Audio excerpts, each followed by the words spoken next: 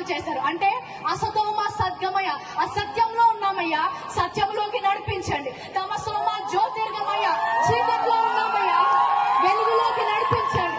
మృత్యుంగా అమృతంగమయ్య, మృతి చెందిన వారి వలె ఉన్నాము, జీవము లేని వారి వలె ఉన్నాము, మాకు జీవాన్ని ఇయ్యయ్యా అని ఉపనిషత్తుల్లో భారతీయ వేద పండితులు అనేక సంవత్సరాలు ప్రార్థన చేశారు. లోకమంతటిని కూడా వెలుగు కావాలని ప్రార్థన చేసింది. ఆ ప్రార్థనకు జవాబుగా పరలోక తండ్రి తన సొంత కుమారుడైన యేసు క్రీస్తును పంపించాడు. ఒక కారణ జన్ముడు జన్మించాడు, ఒక లోక రక్షకుడు జన్మించాడు. ఆ ప్రార్థనకు జవాబుగా పరలోకము నుంచి అద్వితీయ కుమారుడు ఈ లోకానికి వచ్చాడు. హల్లెలూయా. ఆయన వచ్చి యోహాను 14 అంటాడు,